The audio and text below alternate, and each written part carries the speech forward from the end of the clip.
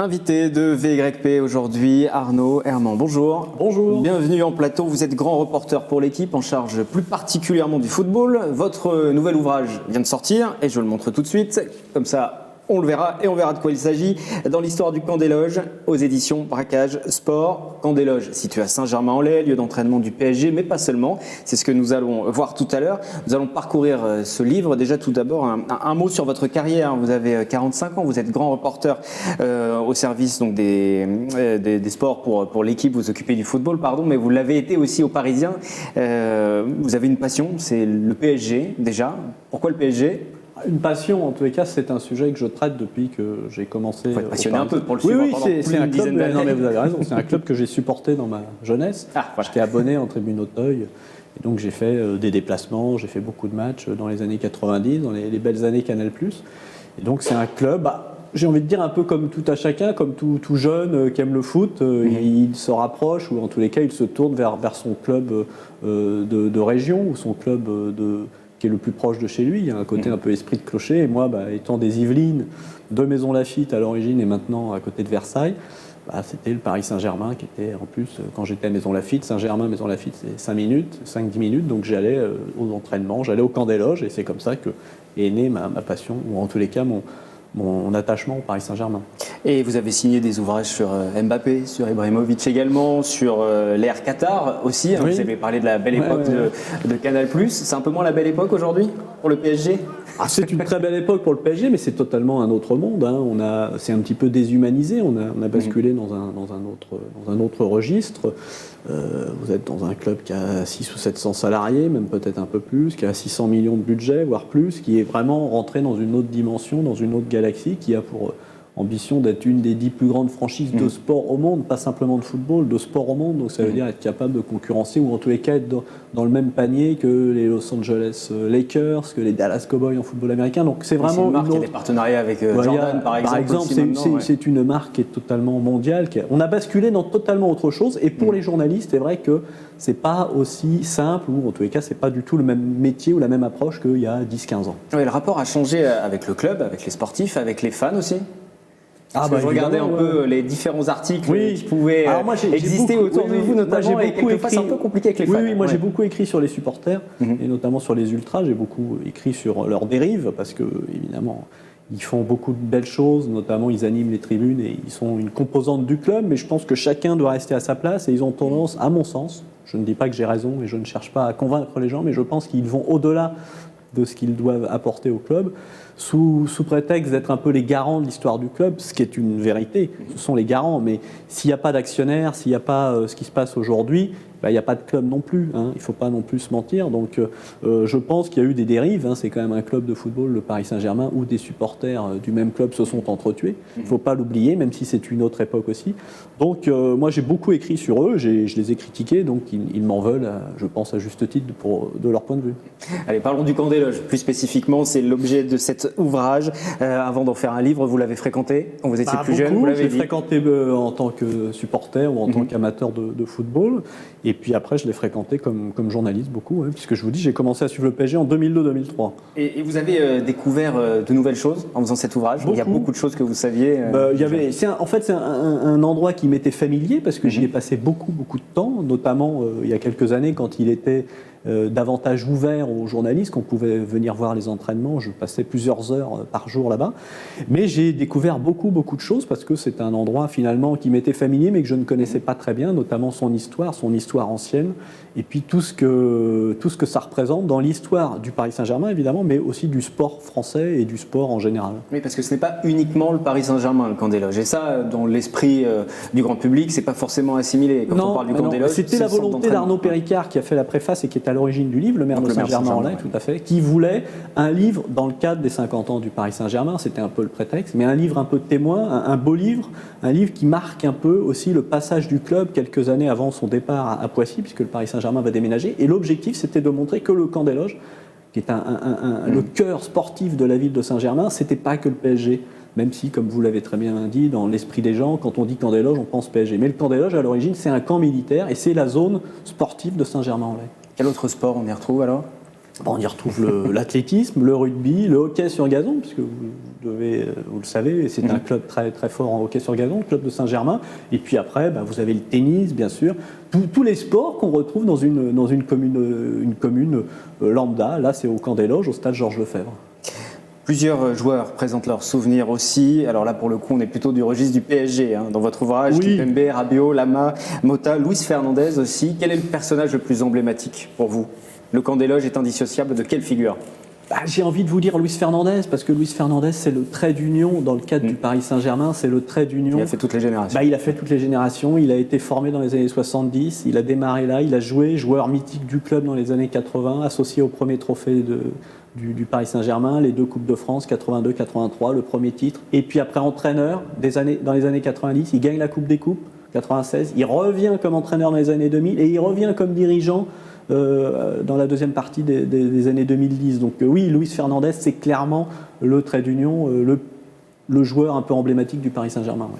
Et ils racontent justement son Camp des Loges dans cet ouvrage avec les autres joueurs, en plus du reportage que vous y consacrez très large pour découvrir les coulisses, des anecdotes aussi, c'est ce qu'on découvre à travers ce livre. Il y a peut-être une anecdote plus qu'une autre qui vous a marqué. Moi, en regardant un petit peu, je retiens celle de Nicolas Anelka qui quitte le club en 97, c'est au moment du transfert pour Arsenal, et c'est son père qui vient le chercher. Oui, il vient le chercher dans on est encore loin de ce qu'on pouvait imaginer comme football, on va dire, paillettes, Ferrari et autres. Il part dans une Peugeot 404, je crois, de mémoire.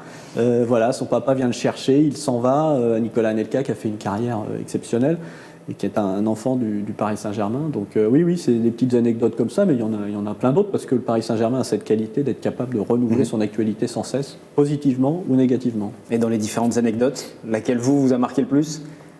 Moi, ce qui m'a semblé, alors parce que j'ai bien connu cette période, mais c'est un sujet récurrent de l'histoire du Paris Saint-Germain et du Camp des Loges, c'est toujours ce déménagement ou le fait de vouloir faire un centre d'entraînement plus performant. Et l'anecdote autour de Francis Grail qui rencontre les propriétaires du Caso d'Or et qui leur dit « moi je rachèterais bien votre établissement ». Et l'idée qui était sous-jacente, c'était de creuser un tunnel entre les terrains actuels d'entraînement du Paris Saint-Germain et le Caso d'Or pour que les joueurs puissent passer. Je trouve que c'est à la fois une anecdote qui était déjà totalement inconnue et puis ça a un côté un peu démesure aussi.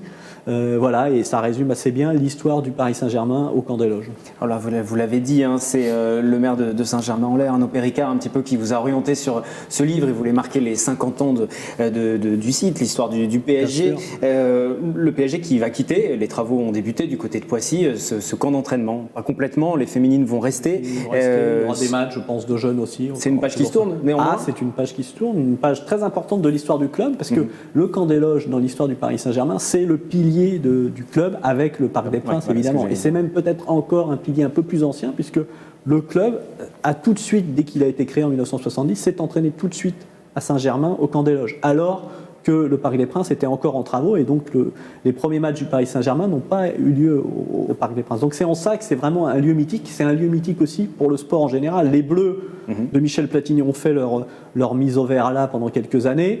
La RFA est venue lors de l'Euro 84 en France séjourner pour le tournoi. Et puis il y a des grands champions qui y sont passés dans d'autres disciplines. Oui, et puis tout ce petit monde, ça peut rencontrer, ça fait vivre le site, le lieu, la ville alentour aussi. Bien ça sûr. Rayonne au-delà, c'est pas non plus complètement fermé. En tout cas, ça l'était un peu moins. Tout à fait, c'est ça. À l'époque, dans les années 80-90, plusieurs sportifs extra-foot, si je puis dire, ou omnisport avec qui j'ai pu discuter, m'ont dit mais c'était très sympa, on pouvait aller voir Perroche, on pouvait voir Luis Fernandez s'entraîner. D'autres vous racontent leurs souvenirs quand ils venaient voir le PSG Canal. Et à l'époque, on pouvait raccompagner, après avoir suivi l'entraînement, les joueurs jusqu'au vestiaire. Donc certains ont en mémoire d'avoir pu faire un bout de chemin avec David Ginola, Georges Weah, qui étaient rails, qui étaient des stars quasiment du niveau à l'époque de Mbappé ou de Neymar aujourd'hui. Si on regarde la couverture qui est juste derrière nous de ce livre, le choix des personnalités que vous avez mis en avant?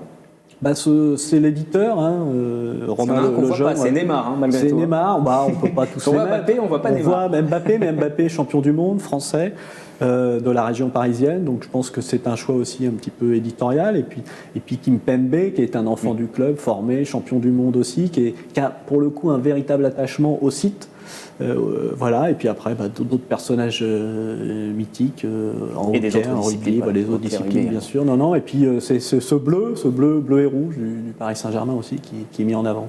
Si on reste sur le PSG, quel regard vous portez sur le club aujourd'hui et plus particulièrement sur l'actu la plus récente, sur la saison difficile un petit peu du PSG actuellement, en tant que journaliste sportif aussi? Oui, on va dire que ça s'explique un petit peu. Il y a des dissensions en interne assez marquées entre Leonardo et Tuchel. L'effectif, on peut le prendre dans tous les sens, hormis Navas, Kimpembe, Marquinhos en défense, et puis les deux stars devant, c'est quand même appauvri, moi je trouve, depuis quelques saisons, notamment au milieu de terrain. Quand vous perdez Rabiot, Mota, même Lo Celso,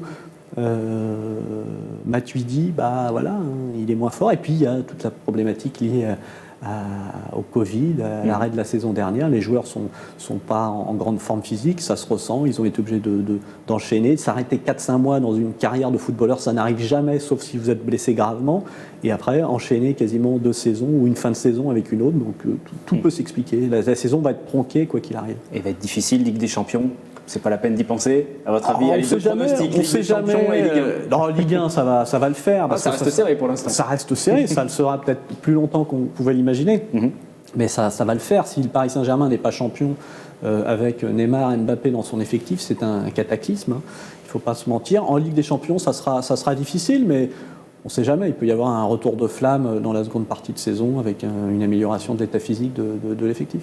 Merci beaucoup. Je merci vous présente votre ouvrage dans l'histoire du camp des loges. Donc c'est aux éditions Braquage Sport. On parlait un petit peu des anecdotes, des témoignages aussi. On n'a pas évoqué les différentes photos aussi parce que le livre est très riche en photographie. Je les montre très rapidement. Ce sont des photos que vous avez piochées dans aussi vos archives. Comment vous avez travaillé? Non, c'est des photos qu'on a pu récupérer à droite à gauche, que les gens ont eu la gentillesse de nous donner, puis d'autres que l'éditeur a été obligé d'acheter évidemment. Mais voilà, c'est un livre, c'est un beau livre, je trouve. Dans l'édition, on appelle ça un beau livre parce que c'est le papier, il y a des qualités, il y a la couverture est cartonnée, et puis il y a beaucoup de photos. Voilà, une idée de cadeau pour les fêtes de fin d'année. Forcément, voilà, édition Braquage Sport dans l'histoire du camp des loges. Merci beaucoup d'être venu pour cette émission et on se retrouve très vite pour un prochain VYP.